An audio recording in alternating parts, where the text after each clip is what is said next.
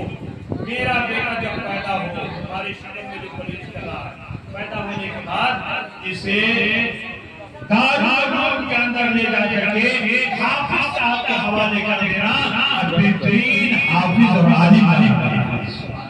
ایک گنہگار کی خواہش کہ میں تو گنہگار ہوں، میرے بیٹے کو عالم اور حافظ بنا دینا۔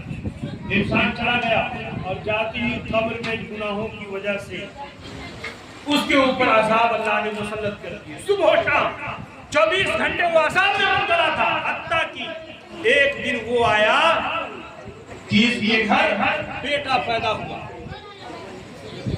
ادھر اللہ تبارک و تعالیٰ نے فرشتوں کو فرشتوں اس بندے سے عذاب اٹھا لو اور جنت کی کھڑکی کھول دو، جنتی لباس لاؤ، جنتی بچھونا لاؤ بچھا دو، جنت کی روزی لاؤ اس بندے کو کھلاؤ اور جنت کی ٹھنڈی ہوائیں فرشتوں نے عرض کیا میرے مولا کیا اس بندے نے کوئی نیکی کر لی ہے؟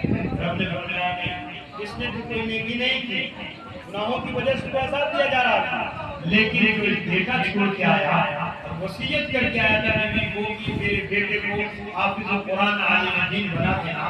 آج 4 مہینے پورے ہو گئے، اس کی بیوی نے اپنے بچے کو اٹھایا ایک عالم دین کی بارگاہ میں بیٹھایا ہے اور بیٹھانے کے بعد کہا کہ میرے شوہر کی خواہش تھی ان کو حافظ اور عالم بنانے کی، آپ انہیں پڑھا دیجیے، دین کی تعلیم دیجیے۔ اس وقت اللہ فرماتا ہے میرے فرشتوں سنو، استاد نے کہا پڑھو بیٹا بسم اللہ الرحمن الرحیم، اللہ کے نام سے شروع جو نہایت مہربان اور رحمت والا۔ اللہ اکبر۔ اے فرشتوں سنو، میں نے اس انسان کے اوپر سے عذاب اس لیے اٹھا دیا کہ اس کا چھوٹا بچہ 4 ماہ 4 سال کا میری بارگاہ میں بیٹھ بیٹھے بسم اللہ الرحمن الرحیم کہہ رہا ہے، مجھے رحمان اور رحیم کہہ کے پکار رہا ہے۔ میری رحمت کو یہ گوارا نہیں جس کا ننھا بچہ اپنے رب کو رحمان رحیم کہہ کے پکارے، اس کے باپ میں قبر میں عذاب دوں۔ میں نے اپنے بیٹے کے رحمان رحیم کہنے کے صدقے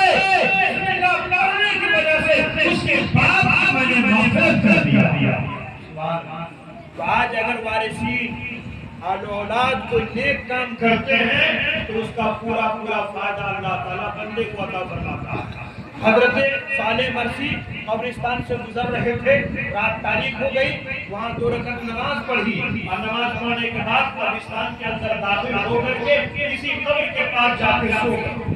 جیسی سوئے آنکھ کھولی تو کیا دیکھا کہ بالکل روشن ہے قبرستان اور روشنی پھیلی ہے۔ حضرت صالح اٹھ کے